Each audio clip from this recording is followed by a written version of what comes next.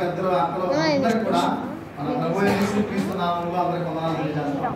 హల్లెలూయా. ఈ వారం ఏమాచి నేర్చుకున్నాం గుర్తుందా? ఓకే, మీ మిగతా ఎవరికైనా గుర్తుందా? 969 సంవత్సరాలు బ్రతికిన వ్యక్తి గురించి, వాళ్ళ తాతయ్య ఆనవ గురించి, ఎఫెసీయుల ఆయన 969 సంవత్సరాలు బ్రతికాడని నేర్చుకున్నాం కదా.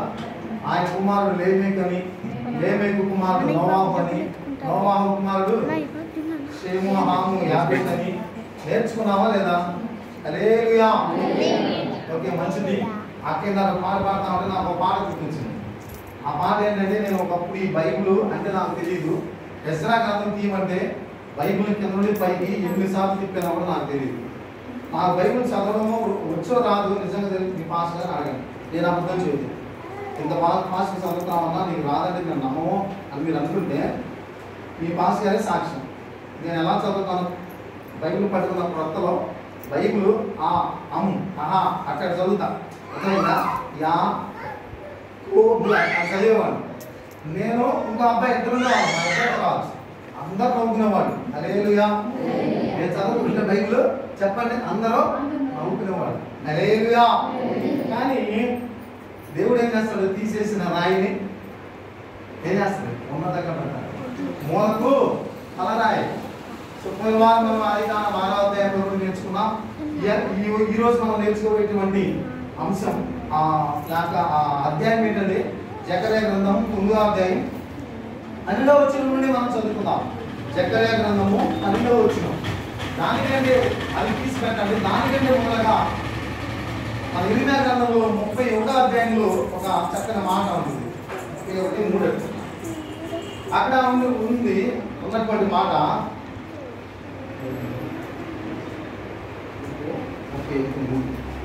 ఆ మాట చదువుకొని మనం జకర్యా గ్రంథం 9వ అధ్యాయం 12 వచ్చింది. త్వరగా తీయాలి.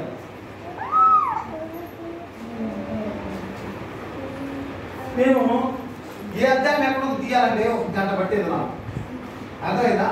కానీ ఇప్పుడు ఆది కాండము, నిర్గమ కాండము, లేవి కాండము, యెహోషువ, న్యాయాధిపతులు, ఋతు, ద్వితీయోపదేశ కాండము, యెహోషువ, న్యాయాధిపతులు, ఋతు, సమూయేలు 1-2, రాజులు 1-2, దినవృత్తాంతములు 1-2, ఎజ్రా, నెహెమియా, ఎస్తేరు, యోబు, కీర్తన, సామెతలు.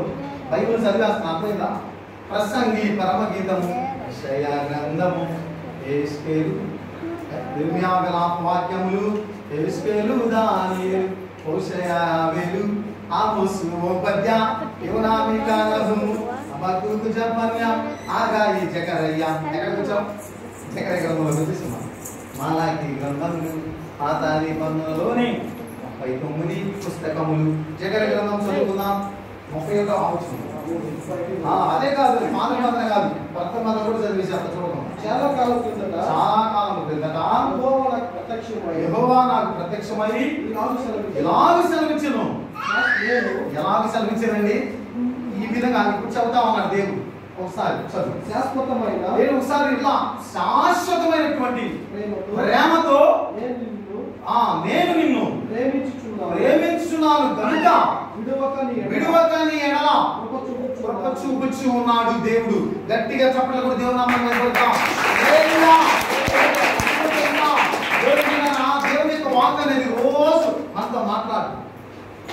ఆయన ఒక సమయంలో మాట్లాడతాడు. ఆ మాట్లాడిన సమయం ఆ వాక్కు కర్మ ఎదురు చూడాలి. ఆయన వాళ్ళ వాక్య ద్వారా మాట్లాడచ్చు, వాక్యం చదువుతున్నప్పుడు మాట్లాడచ్చు. అర్థమైందా? పరిశుద్ధులు కూర్చొని మాట్లాడుతూ ఉన్నప్పుడు దేవుడు వింటాడు కూడా. హల్లెలూయా. అదేంటండి? కాబట్టి మనకి గమనించి శాశ్వతమైన ప్రేమ, వాడబారినటువంటి ప్రేమ, ఎవరు తీసి వెయ్యలేని ప్రేమ. అర్థమైందా? నీ దగ్గర అందం ఉన్నంతసేపే భర్త ప్రేమ. ఆ అందం కాస్త పోతే ఆ ప్రేమ ఉండదు. అంటే నిలకడ లేని ప్రేమ, శాశ్వతమైన ప్రేమ కాదు. అర్థమైంది? శాశ్వతమైన ప్రేమ అంటే ఏంటి? నువ్వు చిన్నప్పుడు చాలా అందంగా ఉంటావు, అలా ముసలి వాళ్ళు అయిపోతే శరీరం అంతా బలహీనమైపోయింది, ఉడికిపోయింది. అవునా? అందం హీనంగా అయిపోతారు, ఎండిపోతారు. అప్పుడు కూడా ఒకే ప్రేమ కలిగి ఉండాలి. హల్లెలూయా. అది యేసయ్య ప్రేమ ఏంటండి? కొద్ది కడుపులో పేగుల మధ్యలో పిండం చిన్న ముద్ద. అర్థమైందా? చిన్న అక్కడ నుండి కూడా వృద్ధాప్యం వరకు కూడా ఆయన ఒకే శాశ్వతమైన రోజు రోజుకి దేవుడికి మన మీద ప్రేమ అమితంగా అవుతుందంట. హల్లెలూయా. మనకి అలాంటిది మొదటి ఒక ప్రేమ, తర్వాత ఇంకో ప్రేమ, తర్వాత ఇంకో ప్రేమ. అంటే ప్రేమలో రకరకాలు చూపిస్తాం మనం. ఒకళ్ళగా ఒక ప్రేమ, అర్థమైనా నడుచుకుంటూ వచ్చిన పాస్ గారు కావా ఒక ప్రేమ, సైకిల్ వేసుకొచ్చిన పాస్ గారికి ఒక ప్రేమ, కారులో వచ్చిన పాస్ గారికి పరిగెత్తుకుంటూ వెళ్ళిపోతాం అక్కడ మనం. అది ఒక ప్రేమ. నిజంగా నిజమండి. ప్రేమించే దాంట్లో కూడా చాలా రకాలు. అర్థమైందా? నడుచుకుంటూ వచ్చిన ఆయనకు ఒక 10 రూపాయలు పెడితే, సైకిల్ మీద వచ్చిన ఆయనకు ఒక 50 రూపాయలు పెడితే, కారులో వచ్చిన 5 తీసి పెడతాం. ఆల్రెడీ ఆయన ధనవంతులే, మనందరం పేదవాళ్ళమే. కానీ మనం ఏం చేస్తాం? ఆయన ఇంకా ధనవంతులే. ఆయన పాపం కష్టపడి కడుపు వేగులు మార్చుకుని నీకోసం ఉపవాసం ఉండి ప్రార్థన చేస్తాడే, ఆయనకి మనం పోషిస్తామా? అర్థమైందా? ఆయనకి ఇవ్వడానికి చేతులు రావు, కానీ ధనవంతులకే ఇవ్వడానికి చేతులు వస్తాయి. హల్లెలూయా. అర్థమైందండి? కాబట్టి ఇక్కడ జకర్యా గ్రంథం 9వ అధ్యాయంలో ఒక చక్కని మాట చెప్పుకున్నాం. అదేంటో తెలుసా? అప్పులు అవుతున్నాయి, కష్టాలు, సమస్యలు, కన్నీళ్లు, దుఃఖం, వేదన, ఎంత వాళ్ళందరితో దేవుడు ఇప్పుడు మాట్లాడుతున్నాడు. ఏం మాట్లాడుతున్నాడు చూడండి. నాతో కూడా మాట్లాడుతున్నాడు.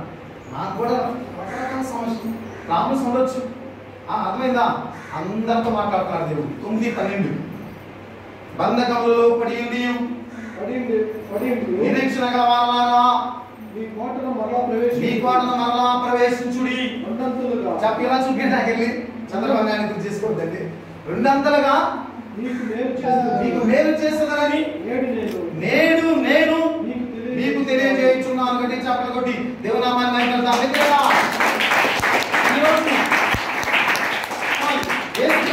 మాట్లాడుతున్నటువంటి వాక్కు ఏంటంటే తెలుసా?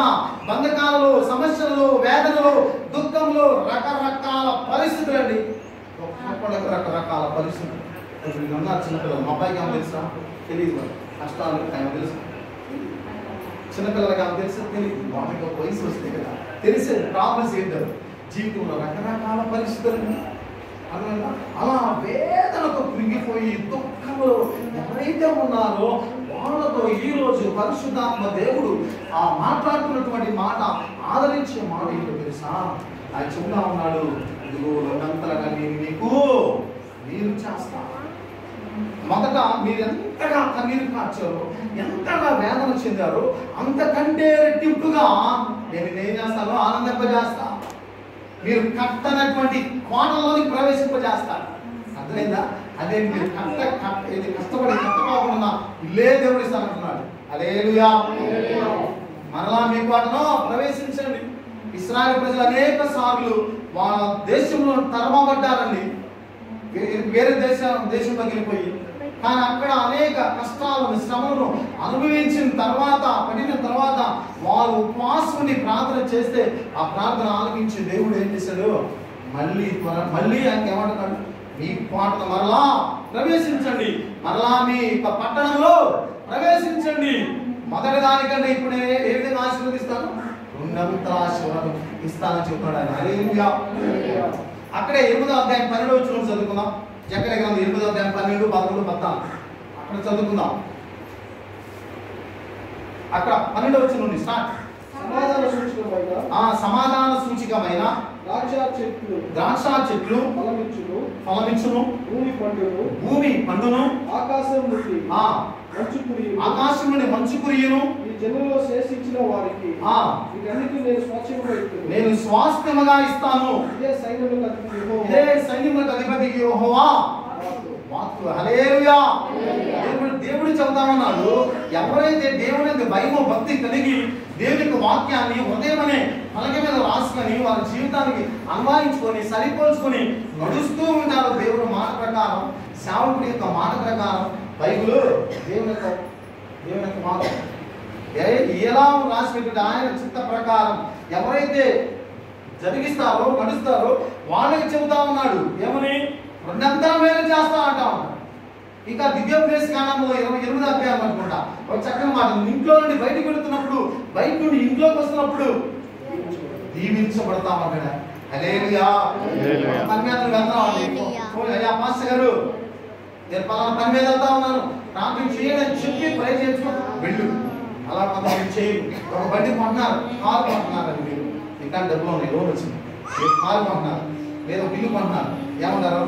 ఆయన దగ్గరికి వెళ్తారు, అయ్యా నక్షత్రం చూడండి, టైం చూడండి, ఏ రోజున ఏ సమయాన ఏ నిమిషాలకు మీరు కొనుక్కోవాలి, ఏ సమయానికి పాలు కొనియాలి అలా అడుగుతారండి. అది ఒక విశ్వాసి ఎవరు అడుగుతున్నారు? అవిశ్వాసి అడుగుతున్నాను. అలాగే నీకు వేదన కలిగింది, కష్టం కలిగింది, అప్పుడు నువ్వేం చేయాలి? ఒక విశ్వాస దగ్గరికి వెళ్ళి, అమ్మా నాకు సమస్య, మనందరం కలిసి ప్రార్థన చేద్దాం అని ఇద్దరు కలిసి ప్రార్థన చేయండి. ఖచ్చితంగా దేవుడు మేలు చేస్తాం. కానీ మనం ఏం చేస్తాం? మనకున్న వేదన బాధనంతా కూడా తీసుకెళ్ళిపోయి ఎవరు చెబుతామండి? ప్రార్థన ఎవరైతే వాడు దేవుడు ఎవడైతే వ్యతిరేకిస్తాడో వాడి దగ్గరికి చెబితే వాడు ఏం చేస్తాడు? మనసులో నవ్వుకుంటాడు, నీకు అలాగే ఉండాలి, నీకు అలాగే ఉండాలా. వాడు ఏం చేస్తాడు? ఇంకా వాళ్ళు వేరే వాళ్ళ దగ్గరికి వెళ్ళి ఒక పెద్ద మీటింగ్. కాబట్టి సమస్య అనేది రోజులో మనకి ఎక్కువైంది, తీరదు. కానీ మనం ఏం చేయాలండి? ఎవరైతే మంచి విశ్వాసం ఉన్నారో మన సంఘంలో, లేకపోతే ఫస్ట్ మన సావుకుడు అందుబాటులో లేకపోతే ఎక్కడికి వెళ్ళాలి? ఎవరు చెప్పాలి? మన మంచి ప్రార్థనతో వాళ్ళు ఎవరైతే ఉన్నారో వాళ్ళతో షేర్ చేసుకుని, అమ్మా నా కూతురు పెళ్లి చేయాలనుకుంటా ఉన్నాను, ప్రార్థన చేయండి.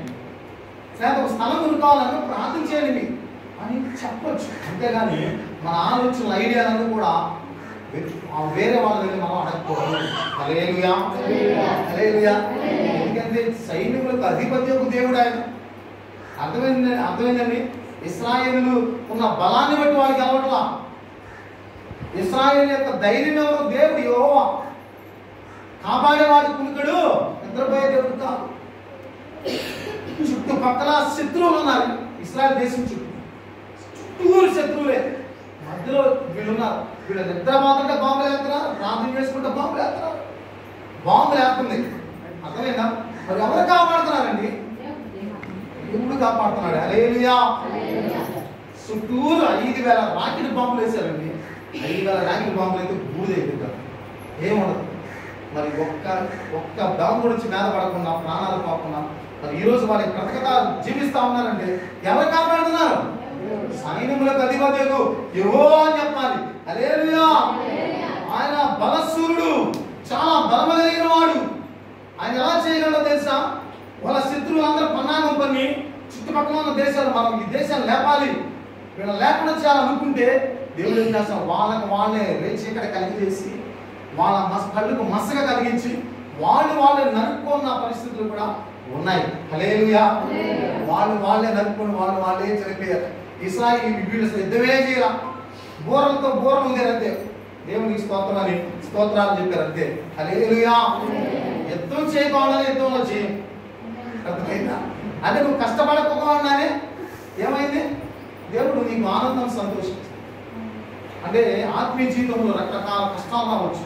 యెషయా గ్రంథంలో 43వ అధ్యాయంలో ఉన్నట్టుగా అక్కడ సముద్రంలో అగ్నిలో, అంటే అగ్ని లాంటి శ్రమ, సముద్రంలో నువ్వు నడుచున్నప్పుడు లేక నదిలో నడుచున్నప్పుడు కాదు, నది లాంటి సమస్య, అంటే భయంకరమైన ఒరవడి లాంటి సమస్య. ఆ ఒరవడిలో ఆ కష్టంలో తట్టుకోలేము, భయంకరంగా కష్టపడతా ఉంటాం. అలాంటి పరిస్థితుల్లో నుండి కూడా మొరపెడితే దేవుడు నీకు హస్తాన్ని పంపిస్తాడు. అంటే ఆయన ఏం దిగొస్తాడని నాకు నుండి రక్షించడానికి. హల్లెలూయా, హల్లెలూయా. కాబట్టి దేవుని బిడ్డలారా, ఇంకా మనం ఉన్నంతగా ఆశీర్వాదం పొందాలంటే ఎక్కడ 7వ అధ్యాయంలోకి వచ్చేద్దాం. మళ్ళీ జకర్యా గ్రంథం 7వ అధ్యాయంలో ఒక చక్కని మాట, అక్కడ కూడా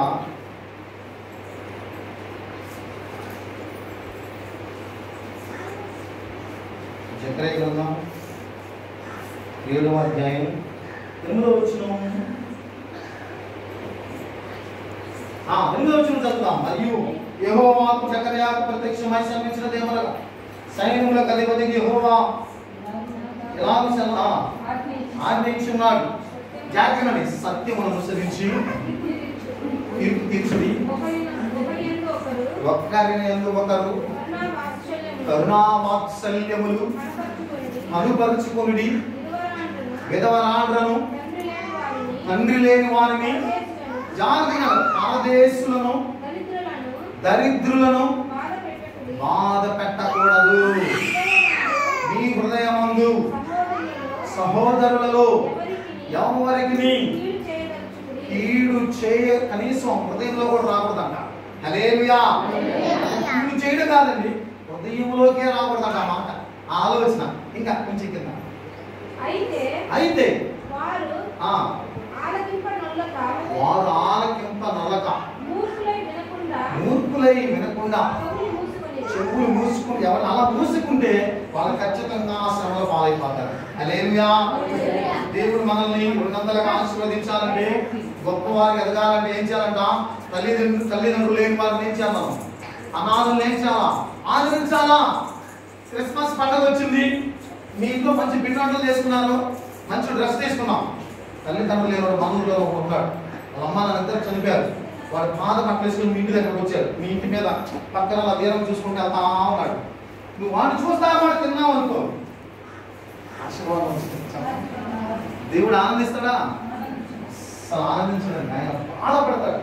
అయ్యో నేను అన్ని సమృద్ధిగా ఇచ్చాను కదా, కనీసం వాడికి కనీసం ఒక్క చొక్కాగా కూడా ఇవ్వలేకపోయారే, కనీసం ఒక పూట అన్నం కూడా పెట్టలేకపోయారే అని దేవుడు బాధపడతాడు.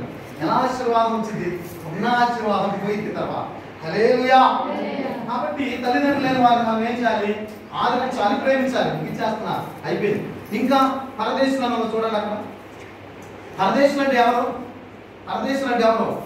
వాళ్ళ ఊరు వదిలిపెట్టి, వాళ్ళ బంధువులు వదిలిపెట్టి, వాళ్ళ రక్త సంబంధాలు వదిలిపెట్టి మీ ఊరు వచ్చి మీ ఊళ్ళో బ్రతుకుతున్నారు. బ్రతకడానికి వచ్చారు వాళ్ళు. వాళ్ళకి ఇక్కడ అందలేదు, కండలేదు, బలం లేదు, డబ్బు ఏం లేదు. ఒంటరి వాడు ఒంటరి అని చెప్పి నువ్వు లెగిస్తే వాడి మీద గొడవలు వెళ్తున్నావు అనుకో, ఆయన పక్క ఎవ్వరు లేదు. కానీ ఒక ఆయన ఉన్నాడు. అది ఏది ఎక్కడికి చప్పట్లు కొడతాం, చప్పట్లు భయపడతామా? జీవము కలిగిన దేవుడు ఉన్నాడు ఆయన పక్కన. ఆ కుటుంబం పక్కన ఎవరున్నారు? జీవము కలిగిన దేవుడు. చూస్తాడు చూస్తాడు చూస్తాడు, ఒకరోజు ఏం చేస్తాడు? తీసేసేస్తాడు. అర్థమైందా? హల్లెలూయా. కాబట్టి నేను తెలియజేసేది ఏంటంటే, దేవునికి బిడ్డారా, తల్లిదండ్రులు లేని వారు క్రిస్మస్ పండుగ రోజు మందిరం కనబడితే వాళ్ళు ఖచ్చితంగా పిలిచి ఒక ముద్ద పెట్టడానికి ప్రయత్నం చేయాలి. హల్లెలూయా. నాకు తెలిసి దాదాపు 2018 సంవత్సరం అనుకుంటాం, నేను రెండోసారి ఇక్కడికి వచ్చినప్పుడు, అర్థమైందా, ఒకసారి రజనీకాంత్ పుట్టినరోజు అని నేను అనుకుంటాను. ఆ రోజు నేను ప్యాకెట్లు చేసి, మాస్టర్ గారు ప్యాకెట్లు కానీ ఏదో మొత్తం ప్యాకెట్లు చేశారు. తర్వాత వాటర్ ప్యాకెట్లు కూడా పెట్టారు. అర్థమైందా? ఈ రోడ్డు అప్పుడు ఎవరైతే అడుక్కుంటా ఉన్నాడో వాళ్ళందరూ కూడా ప్యాకెట్లు మోస్తా ఉన్నాడు. పిచ్చోడు తెలుసు కదా, పిచ్చోడు ఎలా ఉంటాడు? గడ్డ పెంచుకొని జుట్టంతా పెంచుకొని మురికి బట్టలతో ఉంటారు. సో వాళ్ళందరికీ ఈడు నేను చూశాను. అర్థమైందా? సో దాన్ని ఏమంటారు? అదే కదా మంచి మనసు. దేవుడు కోరుకునేది అదే కదా, ఉన్న దాంట్లో పెట్టమన్నాడు. కాబట్టి మనకు ఉన్న దాంట్లోనే ఇవ్వాలి. ఇచ్చే మనసు ఉంటేనే కదా మనం దేవుడు దీవించేది. అవునా కాదు? మందిరంలో అందరికీ కరువు వచ్చిందండి, పూర్వ దేశం అంతా కరువు. కానీ మనం పోషించబడాలి. కరువు అయిపోయేంత వరకు పోషించబడాలంటే మనం ఏం చేయాలి చెప్పండి? దేవుడు నీకు ఆరోగ్యం ఇచ్చినప్పుడే, నీకు మంచి పంట ఇచ్చినప్పుడే నువ్వేం చేయాలా? నీకు ఇచ్చిన దాంట్లో నుండి దేవుని సన్నిధిలోనికి, ఓకేనా? నేను ఇక్కడ చూశాను, నాకేం కనపడుతున్నా, నేను ఇప్పుడు చూస్తున్నాను, కనీసం 1 కిలో బియ్యం కూడా కనపడుతున్నాను. హల్లెలూయా. అదేనా? నేను అదే చెబుతా. ఉదయం 3 సార్లు మనం అనుకుంటున్నావా? తిన్నావా? 3 గుప్పులు తీయండి. ఉదయం 1 గుప్పుడు ఒక డబ్బాలు పెట్టండి, మధ్యాహ్నం 1 గుప్పుడు తీయండి, సాయంత్రం 1 గుప్పుడు తీయండి. అదే వారంలో 7 రోజులు కదా, ఎన్ని అవుతున్నాయో చూడండి. అవి మొత్తం తీసుకొచ్చి దేవుని సన్నిధికి తీసుకురండి. హల్లెలూయా. వెదవరాలకు అన్నం ముద్ద పెట్టలేమా? మనం ఆదరించలేమా? ఒక అడుగు తినవాడు వచ్చి బయట 10 మంది వచ్చారు, అన్నం పెట్టలేమా? మనం అలా చేస్తే మనం పెట్టగలం. లేకపోతే అలాగే మన కడుపు మార్చి మన వాక్యం చక్కగా పాటలు పాడుతున్న వాక్యం లేదా సరిపోయిందా? యేసు కూడా చేయరా. ఆయన వాక్యం చెప్పాడు, వాక్యం చెప్పిన తర్వాత ఏం చేశాడు? ఆయన ఆహారం పెట్టాడు. హల్లెలూయా. దేవుడి కొద్ది మాట మనం నీటిలో దీవించిన గాక. నేను చెప్పేది ఒకటే ఏంటంటే, దేవుడి శాశ్వతమైన ప్రేమతో ప్రేమిస్తా ఉన్నాడు ఆయన. కనుక ఆయన మరి మా విలువకు ఆయన కృప చూపుతూనే ఉన్నాడు. ఎన్ని కష్టాలు వచ్చినా, ఎన్ని యాక్సిడెంట్లు తప్పిస్తున్నాడండి. భయంకరమైన యాక్సిడెంట్లో నేను బయటపడ్డా. ఒకసారి ఆ ఆట అయితే 3 సార్లు పంటలు కొట్టింది, 60 మైళ్ళ స్పీడ్లో 3 పంటలు కొట్టింది. 3 ఉన్నాం. ఇద్దరికి ఒకటి చీరైపోయింది, ఒక ఊపిరి తిత్తులన్నీ అణిగిపోయి గాలాడట్లేదు. ఈత కూడా పడకుండా నేను బయటపడ్డా. హల్లెలూయా. ఆట అంతా మొత్తం పాడైపోయింది. గీత అంతా 3 పంటలు కొడితే గీత దెబ్బ కాలం లేదు. ఎమ్మికి రావలేదా? కారణం ఎందుకు? కాపాడేవాడు కొనుక్కోడు, నిద్రపోడు. ఇలాంటి యాక్సిడెంట్లు, ఆంటీ యాక్సిడెంట్లు నాకు 3 జరిగినాయి. మొత్తం 3 జరిగినాయి. ఈ 3లో ఒక్కట కూడా నాకు గీత కూడా పడదు. అలాగే నా బండి కూర్చున్న ప్రాణాపాయం ఎవరికి రావాలి. అలాగే ఈ 3 కూడా నా వల్ల జరిగినాయి కాదు, నా ఫ్రెండ్స్ తీసుకొని తాగుతున్నప్పుడు జరిగిందన్నమాట. హల్లెలూయా, హల్లెలూయా. ఎందుకంటే ఉదాహరణకి నేనే చెబుతున్నాను, నన్నే కాపాడాడు.